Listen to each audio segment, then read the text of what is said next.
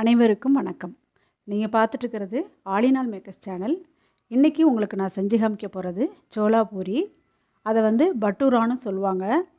அதை தான் இன்றைக்கி நம்ம பார்க்க போகிறோம். இப்போது அதுக்கு தேவையான பொருட்கள் என்னென்ன அப்படின்ட்டு நம்ம பார்ப்போம். 250 கிராம் மைதா மாவு எடுத்திருக்கேன். ரவை 3 ஸ்பூன் எடுத்திருக்கேன். தயிர் 1/2 கப்பு. ஜீனி 1 ஸ்பூன் எடுத்திருக்கேன். டேஸ்ட்டுக்காக எடுத்திருக்கேன். தேவையான அளவு உப்பு போட்டுக்கணும். இதுக்கு சோடா உப்பு போடுவாங்க. நான் போடலை. உங்களுக்கு தேவைன்னா நீங்கள் போட்டுக்கலாம். சோடா உப்பு போட்டால் நல்லா இன்னும் புஷ்ஷுன்னு வரும். அதுக்காக தான் சேர்ப்பாங்க.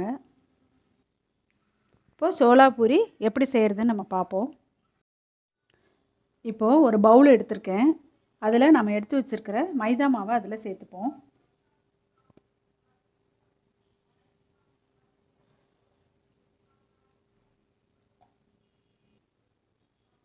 அடுத்தது 3 ஸ்பூன் ரவையை இதோடு சேர்த்துப்போம். அடுத்தது தயிர். அடுத்தது ஜீனி.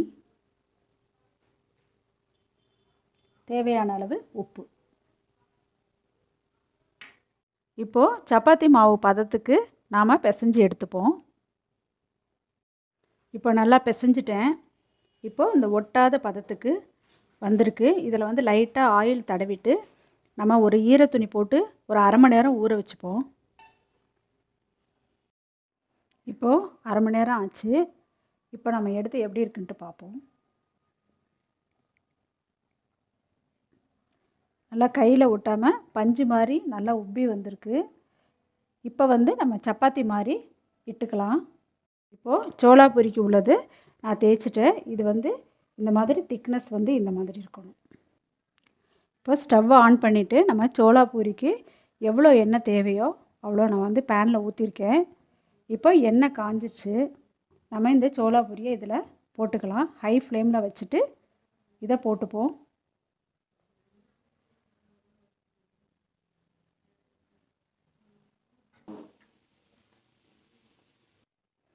அருமையான சோளா பூரி ரெடி ஆயிடுச்சு. இதே மாதிரியே நீங்களும் செஞ்சு பாருங்கள். நல்லா பிரமாதமாக வந்திருக்கு.